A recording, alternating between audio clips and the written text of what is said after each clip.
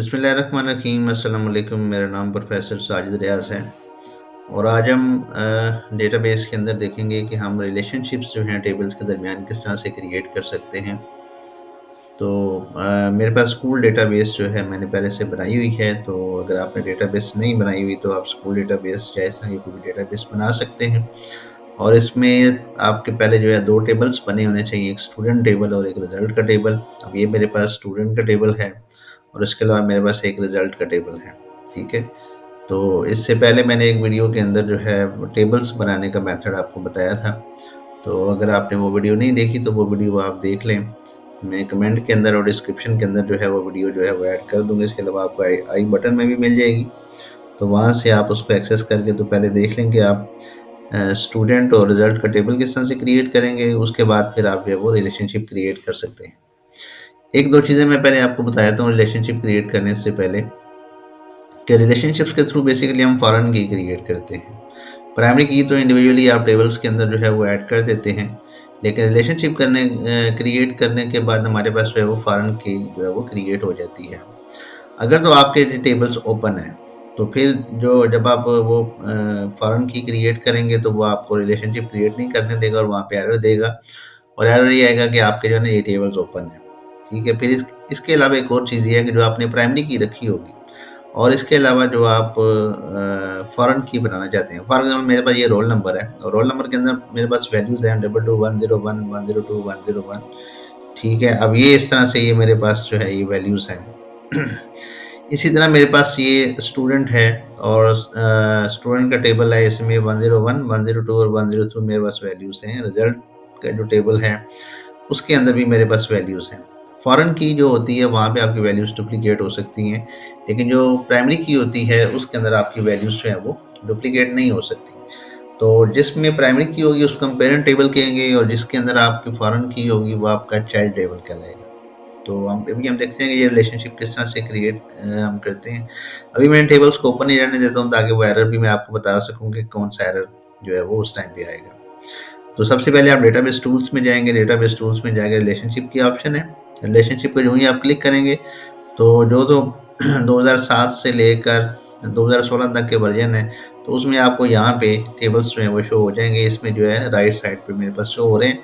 तो मैं student table है इसको डबल क्लिक करूँगा तो ये टेबल यहाँ पे मेरे पास ऐड हो जाएगा और मैं रिज़ल्ट का टेबल डबल क्लिक करूँगा तो ये मेरे पास ऐड हो जाएगा। अगर आपने एक टेबल को डबल क्लिक कर दिया दोबारा, तो वो स्टूडेंट 1 के नेम से वो डुप्लिकेट हो जाएगा। तो आप सिंपली यहाँ से उसको क्लिक करके डिलीट को प्रेस करें, वो यहाँ से डिलीट हो जाएगा, ठीक है?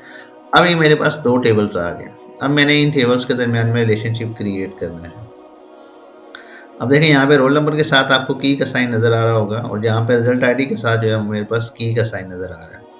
अगर मैं रोल नंबर और रिज़ल्ट आईडी के दरमियान में दोनों प्राइमरी कीज़ के दरमियान जो है रिलेशनशिप क्रिएट करना चाहता हूँ, तो मेरा 1 टू 1 रिलेशनशिप होगा। तो मैंने करना क्या है कि मैंने ये मेरा फॉर एग्ज़ाम्पल स्टूडेंट का टेबल है और स्टूडेंट के टेबल से रोल नंबर को मैंने पिक किया, इसको क्लिक करके ड्रैग करेंगे और यहाँ पे रिज़ल्ट आईडी के ऊपर आप थ्रो कर देंगे। यूँ ही आप थ्रो करेंगे तो आपके पास ये एक छोटा-सा डायलॉग बॉक्स आ जाएगा एडिट रिलेशनशिप्स का और नीचे उसने रिलेशनशिप टाइप भी आपको बता दी कि ये 1 टू 1 रिलेशनशिप है, ठीक है? उसके बाद फिर ये बता रहा है कि ये रोल नंबर है और ये रोल नंबर उसने स्टूडेंट के टेबल से पिक किया, ऊपर वो टेबल भी बता रहा है आपको। फिर इसके अलावा रिज़ल्ट आईडी है और रिज़ल्ट आईडी के ऊपर वो आपको बता रहा है कि ये कौन-सा जो है वो आपके पास ये टेबल है। तो टेबल इसका रिज़ल्ट है। इसके अलावा आप क्यूरीज़ की बेस पे यानी कि 2 क्यूरीज़ जो हैं उनको भी आपस में इंटरलिंक करके उनका भी रिलेशनशिप बना सकते हैं या टेबल को क्यूरी के साथ भी लिंक किया जा सकता है, ठीक है? यहाँ से आप एनफोर्स रेफरेंशियल इंटीग्रिटी कर दें, कैस्केड अपडेट, कैस्केड डिलीट, ठीक है? अच्छा, अब रेफरेंशियल इंटीग्रिटी क्या होती है कि बेसिकली एक रेफरेंस क्रिएट करेगा अगर प्राइमरी की और आपकी जो फॉरेन कीज़ हैं उनकी वैल्यूज़ के दरमियान में कोई कॉन्फ्लिक्ट होगा तो वो वहाँ पे एरर जनरेट कर देगा। कैस्केड अपडेट ये होगा कि अगर आपने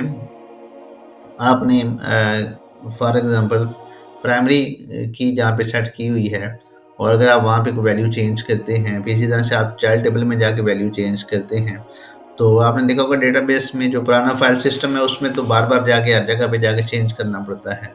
तो यहाँ पे ऑटोमेटिकली जो है वो आपकी चेंजेस जो है इम्प्लीमेंट हो जाती हैं। इसी तरह अगर आप रिकॉर्ड डिलीट करते हैं प्राइमरी टेबल से अगर आपने रिकॉर्ड डिलीट किए हैं तो ऑटोमेटिकली वो चाइल्ड टेबल से भी डिलीट हो जाएंगे। तो ये बेसिकली कैस्केडिंग का कॉन्सेप्ट होता है, ठीक है। तो आप इन दोनों को जो है वो टिक कर लें और यहाँ से क्रिएट करेंगे तो ये एक रिलेशनशिप। अभी देखें यहाँ पे मुझे उसने कहा था database engine could not log table result because it is already in use.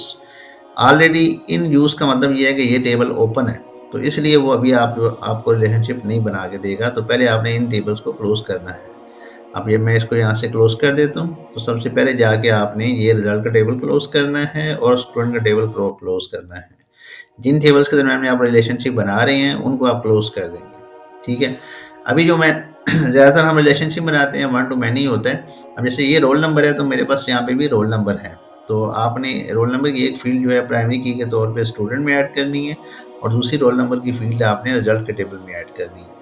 अब मैं इसके रोल नंबर को जो मेरे पास प्राइमरी की है यहाँ से क्लिक करके ड्रैग करूँगा और चाइल्ड टेबल पे जहाँ पे मेरा रोल नंबर है वहाँ पे लाके थ्रो कर दूँगा। जो भी मैंने थ्रो किया है तो उसके बाद जो है इधर भी रोल नंबर और इधर भी रोल नंबर आपको नज़र आ रहा है। अच्छा, अगर गलती से किसी और जगह पे थ्रो हो जाए, फॉर एग्जाम्पल मैं इसको यहाँ पे लाके थ्रो कर देता हूँ, तो अब मेरे पास एग्जामिनेशन आ गया, तो कोई मसला नहीं, यहाँ से जाके आप जो है इसको चेंज कर लें और यहाँ से आप इसको रोल नंबर कर लें, ठीक है।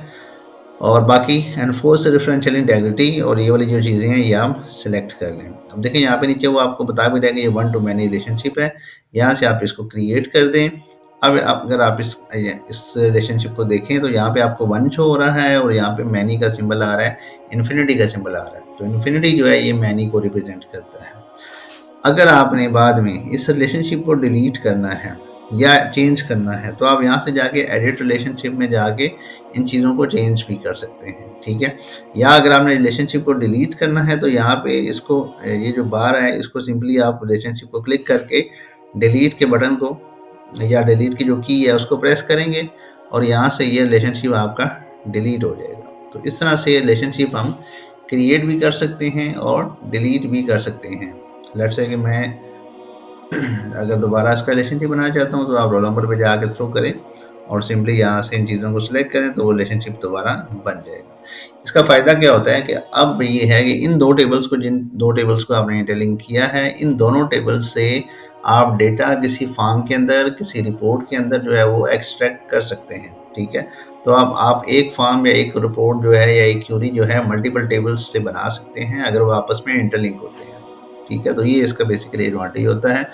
तो ये था बेसिकली कि रिलेशनशिप हम जो है वो किस तरह से क्रिएट करते हैं और इसमें आप इसको सेव कर लेंगे। सेव करने के बाद जो है हम यहाँ पे इसको जो मैं क्लोज करूँगा तो ये क्लोज हो जाएगी। तो आज हमने देखा जी कि दो टेबल्स के दरमियान में रिलेशनशिप्स जो है हम किस तरह से क्रिएट कर सकते हैं। तो आज के लिए इतना था, बहुत शुक्रिया जी, अल्लाह हाफिज़।